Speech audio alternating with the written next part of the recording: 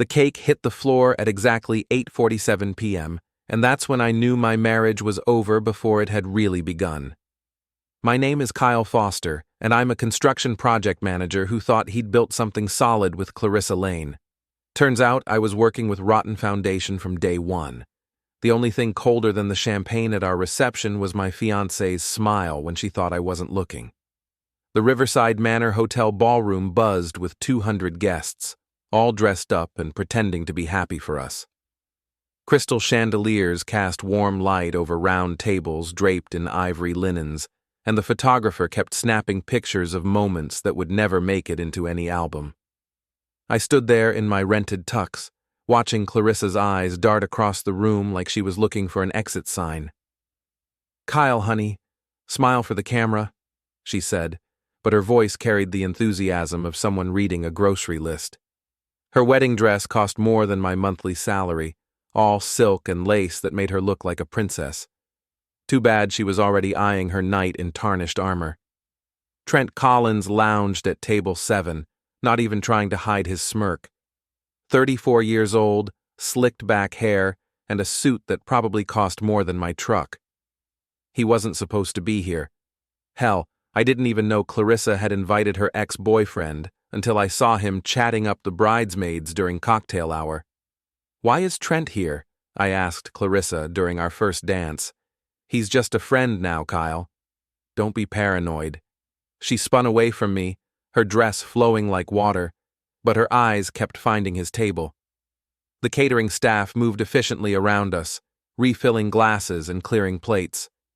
Mrs. Henderson, the head caterer, had been working weddings at the Riverside for 23 years. She'd seen everything, and the way she kept glancing between Clarissa and Trent told me she was seeing something I didn't want to acknowledge. My best man, Eddie Martinez, tried to keep things light. "At least the open bar's good," he whispered during the toasts.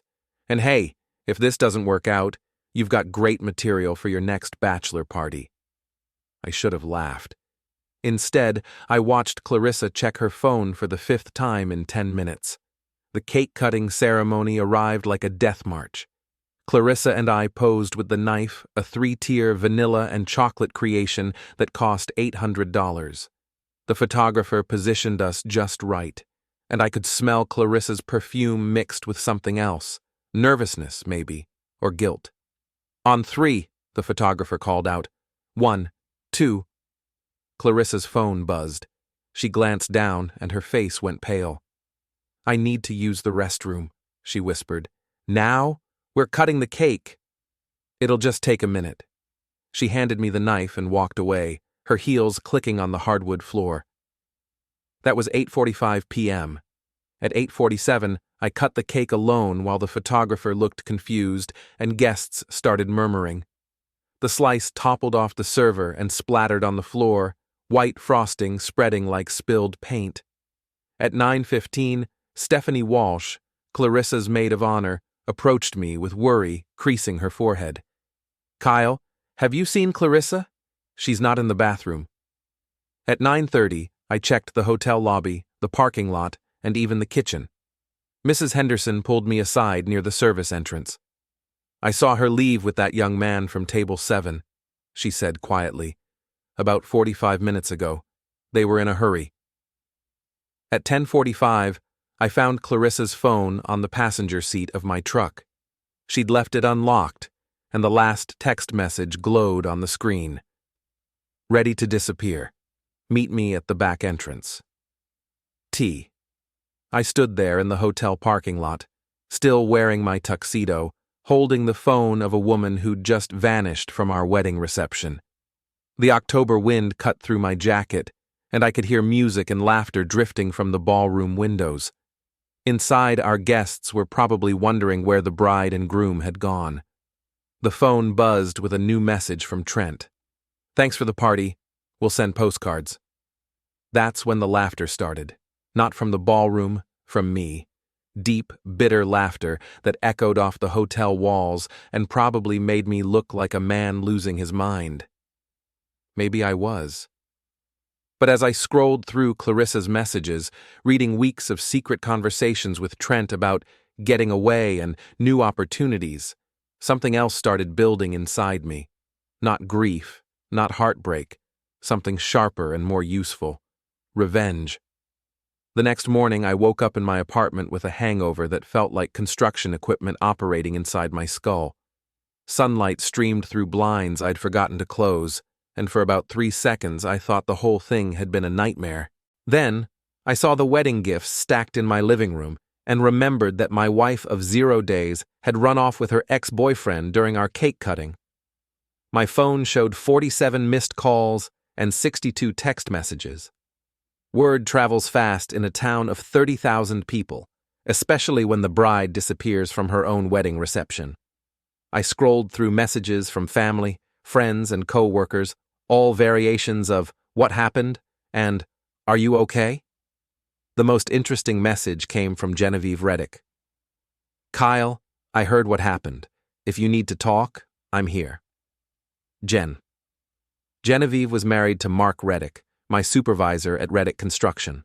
Mark was 50 years old, loud, and rumored to spend more time with his secretary than his wife.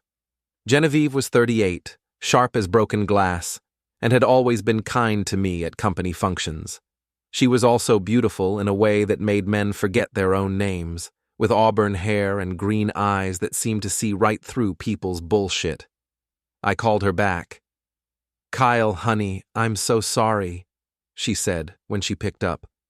Her voice carried genuine warmth, unlike the fake sympathy I'd been getting from everyone else. "Thanks, Jen. I'm just trying to figure out what to do with a prepaid honeymoon for 2. Where were you supposed to go?" "Caribbean Paradise Resort. 7 days, all-inclusive. Flights leave this afternoon." I laughed, but it came out hollow. Clarissa picked it out, said it would be perfect for starting our new life together. There was a pause. Then, "Take me with you." "What?" "I'm serious. Mark's been cheating on me for months with that blonde from accounting. I've got proof, but I haven't decided what to do about it yet. We both got screwed over by people we trusted. Why should they get to ruin our lives while they're off having fun?" I sat up straighter. "Jen, I can't ask you to—" "You're not asking. I'm offering. Besides, when's the last time you took a real vacation? You work 70 hours a week building other people's dreams. Maybe it's time to build something for yourself." 3 hours later, I picked up Genevieve at her house in Maple Heights, the expensive neighborhood where all the company executives lived. She came out carrying a single suitcase and wearing jeans and a white blouse that made her look like she was heading to a coffee shop instead of a tropical resort. "Mark thinks I'm visiting my sister in Chicago," she said, sliding into my truck. "He was so relieved he practically pushed me out the door." "What happens when he finds out?" She smiled, and it wasn't entirely pleasant. "That depends on how much fun we have." The flight to St. Lucia took 6 hours with a layover in Miami. Genevieve had upgraded us to first class using miles from her personal account. "If we're doing this," she said, "we're doing it right." We talked during the flight, really talked, maybe for the first time since I'd known her. She told me about growing up poor in West Virginia, working 3 jobs to put herself through college, and meeting Mark when she was 25 and impressed by his success. I told her about my dad's construction business going under when I was 16, how I'd worked my way up from carrying tools to managing million-dollar projects. "We're both builders," she said as the plane descended toward the island. "The difference is we actually finish what we start." Caribbean Paradise Resort looked exactly like the brochure photos: white sand beaches, crystal blue water, and palm trees swaying in the trade winds. Our suite had a king-size bed, a private balcony, and a bottle of champagne waiting on ice. "I can sleep on the couch," I offered. "Kyle, we're both adults. We can share a bed without it meaning anything." She paused. "Unless you want it to mean something." That first night, we had dinner on the beach and watched the sunset paint the sky in shades of orange and pink. Genevieve ordered a piña colada and laughed when the bartender added 3 paper umbrellas. "When's the last time you did something just because it felt good?" she asked. "I can't remember." "Then we're already succeeding." We took pictures, lots of them. Genevieve had an eye for composition and insisted on capturing everything. The resort sign with our arrival time visible, the beach with the date stamp from my phone, the two of us toasting with tropical drinks against the sunset backdrop. "Why so many photos?" I asked. "Evidence," she said with a smile that made me think she had plans I didn't know about yet. On the second day, she suggested we post some pictures on Instagram. Just a few, nothing too obvious. I'd never been big on social media, but Genevieve helped me set up an account. We posted a photo of us on the beach with the caption, "Sometimes the best trips are the unexpected ones." Paradise. New beginnings. Set Lucia. Within an hour, it had 50 likes and a dozen comments from people back home. By evening, it was up to 200 likes, and someone had shared it to Facebook. "This is moving fast," I said, watching the numbers climb. "Good," Genevieve replied. "The truth should move fast." On the third day, we got bolder. A photo of us sharing a plate of lobster, another of Genevieve in a sundress looking out over the ocean, one of me actually smiling for the first time in months. Each post got more attention than the last. That evening, my phone rang. Eddie's name flashed on the screen. "Dude, what the hell is going on?" he said when I answered. "Half the town is talking about your Instagram posts. You're in the Caribbean with Mark Reddick's wife?" "It's complicated, Eddie." "Complicated?" "Kyle, people are calling this the scandal of the year. Clarissa's been trying to reach you. She's back in town." I looked at Genevieve, who was watching the waves crash against the shore. She'd been right about the photos being evidence. Evidence that I wasn't sitting at home feeling sorry for myself while my runaway bride and her boyfriend lived it up somewhere else. "Tell Clarissa I'm busy," I said. "Kyle, tell her I'm building something new." I hung up and joined Genevieve on the balcony. The resort lights twinkled below us, and somewhere in the distance, steel drums played a melody that sounded like freedom. "Any regrets?" she asked. "Just one," I said. "I should have done this sooner." We returned to Michigan on a Tuesday morning that felt like stepping from paradise into purgatory. The October air bit through our tanned skin, and the gray sky seemed determined to remind us that vacation was over.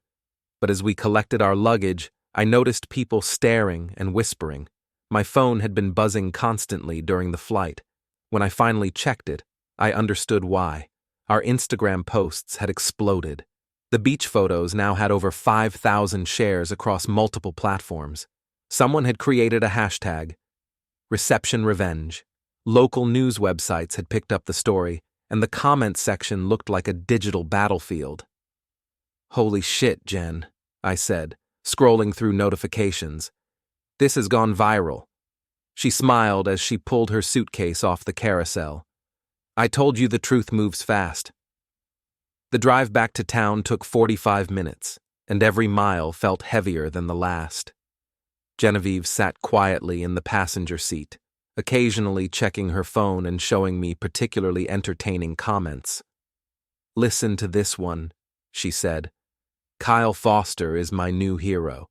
His wife disappears with her ex at their own wedding, so he takes his boss's wife to paradise instead. Absolute legend. This guy gets it." But not everyone was cheering. Mixed in with the support were plenty of critics calling me everything from a home wrecker to a publicity seeker. A few people had figured out the timeline and were questioning whether Genevieve and I had been involved before the wedding. "Let them talk," Genevieve said when I mentioned the negative comments. "People love to judge what they don't understand." I dropped her off at her house first. Mark's BMW wasn't in the driveway, which meant he was probably still at work, blissfully unaware that his wife had just returned from a week in paradise with his subordinate. "What happens now?" I asked as she gathered her things. "Now we see how well we built this foundation," she said. "Call me tonight. We need to talk about what comes next." My apartment felt smaller than I remembered, cluttered with wedding gifts I'd never opened and reminders of a life that had imploded in spectacular fashion. I made coffee and sat down to really examine the digital wildfire we'd created. The story had legs. Local blogger Sarah Martinez had written a piece titled "The Wedding Reception That Broke the Internet," complete with screenshots of our posts and interviews with wedding guests. The comments section was a goldmine of small-town gossip. I always knew Clarissa Lane was trouble. Remember when she tried to get out of that fender bender by claiming whiplash? Trent Collins owes my brother $3,000. Good luck collecting now that he's apparently skipped town. Kyle Foster deserves better. I went to high school with him. Always a stand-up guy. But the most interesting comments came from people who seemed to know more than they were saying. Someone using the handle TruthTeller2023 had posted, "This goes deeper than a runaway bride. Ask Clarissa about her insurance claims. Ask Trent about his business partners. Some people disappear for reasons that have nothing to do with love." My phone rang. Genevieve's name appeared on the screen. "Kyle, we need to meet. Tonight. There's something I haven't told you about Clarissa and Trent." "What kind of something?" "The kind that explains why they really ran away together, and why our little vacation photos might have just ruined more than their reputations.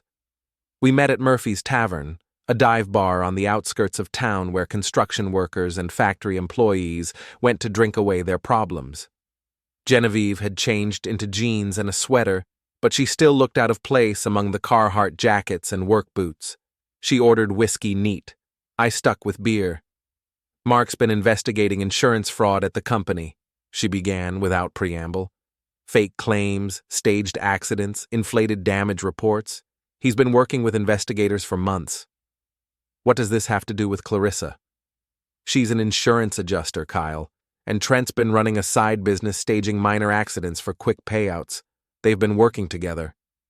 The pieces started falling into place like dominoes. The wedding was supposed to be their cover story. Young couple starting fresh, maybe moving to a new state for work opportunities. Instead, they got spooked and ran. Spooked by what? Genevieve pulled out her phone and showed me a text message from Mark. "Jen, where are you?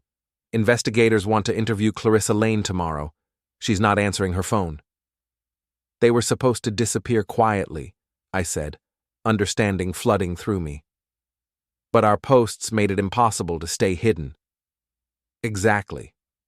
Every time someone shares our photos, it puts more attention on the fact that the bride and groom from the viral wedding story are missing." The investigators started asking questions. I felt a strange mixture of satisfaction and disbelief. "So we accidentally exposed them?" "Better than that," Genevieve said, raising her glass. "We destroyed their escape plan and their reputations in 1 week. Not bad for a construction worker and a neglected housewife." As if summoned by our conversation, my phone buzzed with a call from an unknown number. I answered cautiously. "Kyle, it's Clarissa." Her voice sounded strained, desperate. "We need to talk." "Where are you?" "That doesn't matter. What matters is that you need to stop posting those pictures. You're ruining everything." "I'm ruining everything?" I laughed, loud enough that other bar patrons turned to look. "Clarissa, you disappeared from our wedding reception with your ex-boyfriend. I think you ruined things first. You don't understand. There are people looking for us, important people. If you keep drawing attention, maybe you should have thought about that before you decided to commit fraud and abandon your husband on your wedding day." The line went quiet for a moment. Then, "How did you figure it out? I'm not stupid, Clarissa. Just took me a while to see what was right in front of me." "Kyle, please, if you ever cared about me—" I hung up and turned off my phone. Genevieve was smiling. "Feel good?" "Better than I've felt in months." "Good, because tomorrow things get interesting." Wednesday morning brought news that spread through town faster than a grease fire. Clarissa Lane and Trent Collins had been arrested in Atlanta, charged with insurance fraud totaling over $200,000. The local paper ran the story on the front page, complete with our wedding photo and a sidebar about the viral vacation that had helped investigators track them down. My phone started ringing at 6 a.m. and didn't stop. Reporters, friends, family members who'd crawled out of the woodwork, and at least 3 people claiming to represent television producers interested in our story. I ignored most of the calls, but when Eddie's name appeared, I answered. "Kyle, you magnificent bastard," he said without preamble. "Do you have any idea what you've done? Accidentally helped catch some criminals? You've become a folk hero. There's a line of people at Murphy's Tavern waiting to buy you drinks. Mrs. Henderson from the catering company wants to give you a refund on the wedding, and Stephanie Walsh is telling anyone who'll listen that she always knew Clarissa was up to something." Stephanie, Clarissa's maid of honor and former best friend, the same woman who'd helped cover for Clarissa's bathroom break at the reception. What's Stephanie saying exactly? That she has text messages proving Clarissa and Trent were planning to disappear weeks before the wedding. She wants to meet with you. An hour later, I sat across from Stephanie Walsh at a coffee shop downtown. She looked like she'd aged 5 years in the past week, with dark circles under her eyes and hands that shook slightly as she held her latte. "I should have said something sooner," she began, "but Clarissa was my best friend. I thought she was just having cold feet." She pulled out her phone and showed me screenshots of text conversations dating back 3 months. The messages painted a picture of careful planning. Clarissa complaining about feeling trapped in our relationship, Trent promising her a way out that would set them both up financially, discussions about insurance claims and easy money. "This one's from 2 weeks before the wedding," Stephanie said, pointing to a message from Clarissa. "After Saturday, I'll be free. Kyle will never know what hit him." "Why are you showing me this now?" I asked. "Because I'm scared," she admitted. "The FBI called me yesterday. They want to know if I helped them plan anything.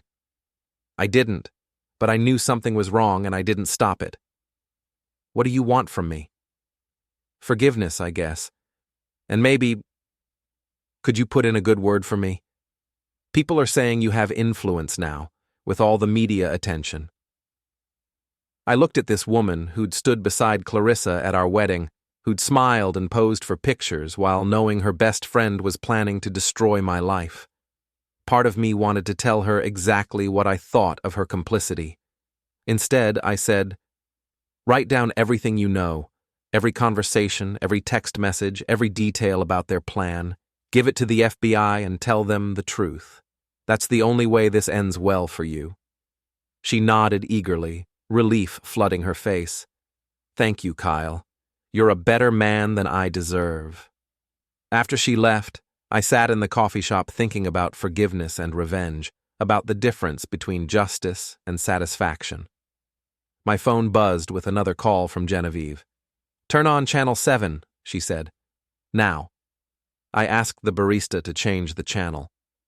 The noon news was running a segment about our story, complete with interviews from wedding guests and legal experts discussing the fraud case. But the most interesting part came at the end, when the anchor mentioned that Mark Reddick, vice president of Reddick Construction, had been placed on administrative leave pending an investigation into his own business practices. "Holy shit," I said into the phone. "Mark came home this morning demanding to know where I'd been," Genevieve said. "So I told him everything, the vacation, the photos, what I knew about his affairs. He tried to threaten me, said he'd ruin your career." "And?" "I reminded him that I've been managing our finances for 15 years. I know about the shell companies, the inflated invoices, the kickbacks from suppliers. If he wants to play hardball, I'm ready." I felt a chill that had nothing to do with the October weather. "Jen, what exactly are you saying?" "I'm saying that sometimes when you pull one thread, the whole fabric unravels. Clarissa and Trent weren't the only ones playing games with other people's money." That evening, I drove to the construction site where I'd been working before my life exploded. The half-finished office building stood like a skeleton against the gray sky, all steel beams and concrete foundations. I'd helped design the structure, had overseen every phase of construction from breaking ground to framing. Now I stood there wondering if I'd still have a job next week, if Mark's investigation would somehow splash back on me, if my moment of revenge would cost me everything I'd worked for. My phone rang. Unknown number again. "Kyle, it's Clarissa." Her voice was different this time, smaller, defeated. "I saw the news about Mark, about the investigation." "Where are you calling from?" "Fulton County Jail. They denied bail." "Kyle, I need you to know that I never meant for things to go this far." "What did you mean then?" "I just wanted out. Out of the engagement, out of this town, out of a life that felt like it was suffocating me. Trent offered me a way to start over somewhere else. By stealing money and destroying my life in the process. I thought you'd be better off without me. You thought you could use me as cover while you committed crimes. You thought I was stupid enough to never figure it out." She was crying now. I could hear it in her voice, the kind of desperate tears that come when all your plans collapse at once. "Kyle, please. I know I don't deserve it, but I need help. They're saying I could get 10 years.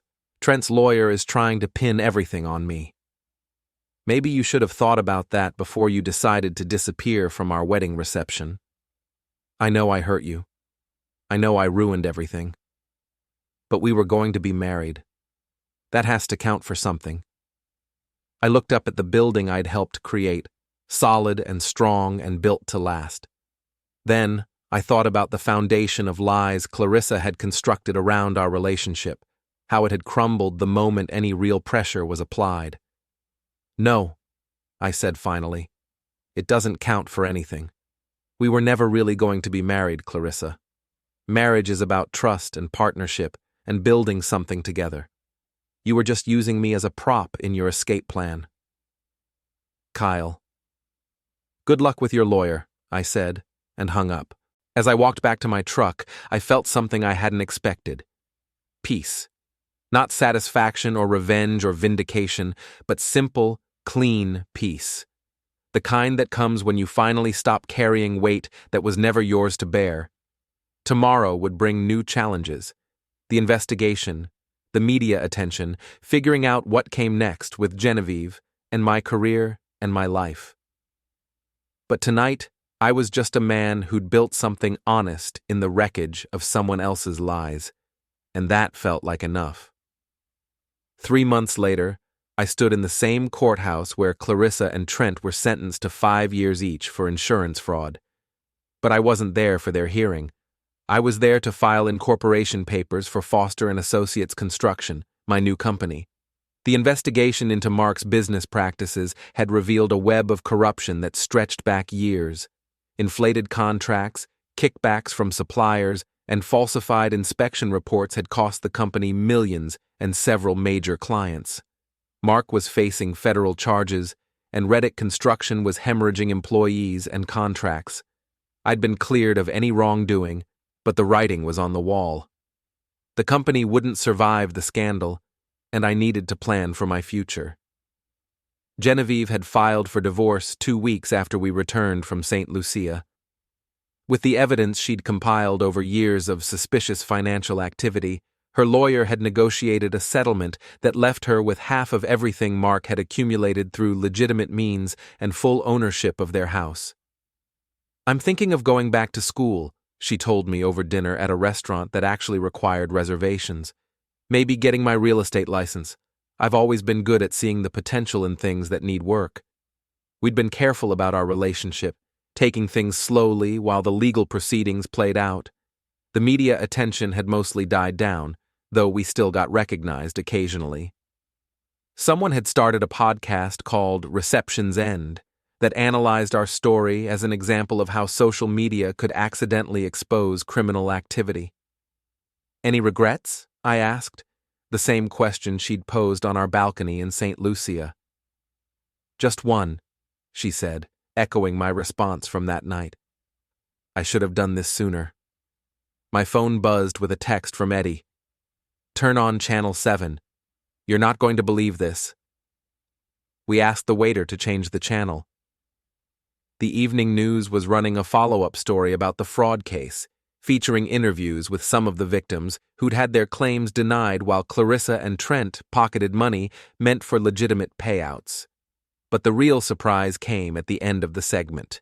The anchor mentioned that a new construction company, Foster and Associates, had been awarded the contract to complete the office building that Mark's company had abandoned. "How did you—" Genevieve started.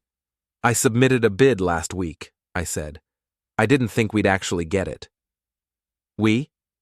I pulled out the incorporation papers and showed her the signature lines. "I was hoping you'd consider being my business partner. You know more about project management and finances than anyone I've ever met. And we work well together." She studied the documents, and I could see her mind working through the implications. "This is a big risk, Kyle. Starting a business, working together, whatever this is between us." "The best things I've built have all been risks," I said. "Besides, we've already survived a viral scandal and a federal investigation. How hard can running a construction company be?" She signed the papers with a flourish that reminded me of the confidence she'd shown that first night when she'd suggested coming to St. Lucia with me. 6 months later, Foster and Associates had completed our first major project and landed 3 more contracts. The office building stood as a testament to what could be accomplished when people worked together instead of trying to tear each other down. I was reviewing blueprints in our temporary office when Genevieve walked in with a bottle of champagne and a newspaper. "We made the business section," she said, pointing to a story about successful small businesses in the region. "And it's been exactly 1 year since your wedding reception." I looked at the calendar, surprised to realize she was right. A year ago, I'd been standing in a hotel ballroom watching my life fall apart. Now I was building something entirely new with a woman who understood that the strongest foundations were built on honesty and trust. "Should we celebrate?" I asked. "Definitely. But first, I have something to show you." She pulled up Instagram on her phone and showed me a post from earlier that day. It was a photo of our completed office building, gleaming in the afternoon sunlight, with the caption, "1 year ago, my life fell apart at a wedding reception. Today, I'm building something better." Sometimes the best foundations come from the rubble of what didn't work. New beginnings. Building up.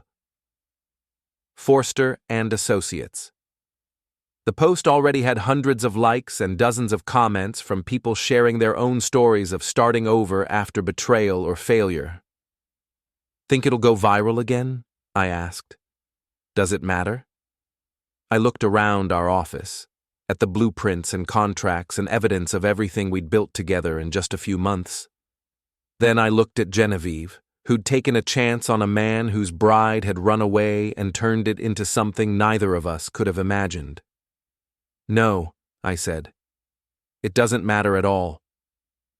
We opened the champagne and toasted our success, our partnership, and the strange series of events that had brought us together. Outside, the sun was setting over the town where I'd lived my entire life, painting the sky in shades of gold and orange that reminded me of paradise. But this time, I didn't need to travel anywhere to find it.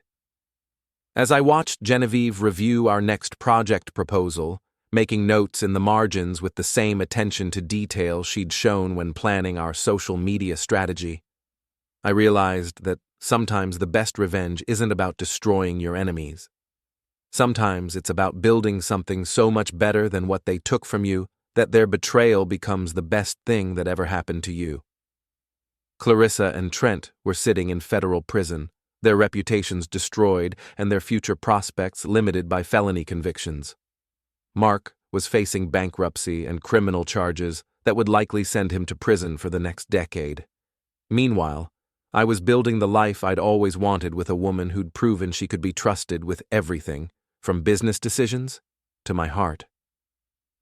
The last text I'd received from Clarissa had come 6 months ago. "I heard about your company. I'm glad you're doing well. I'm sorry for everything." I deleted it without responding. Some foundations, once cracked, can't be repaired, but new ones can always be built, stronger and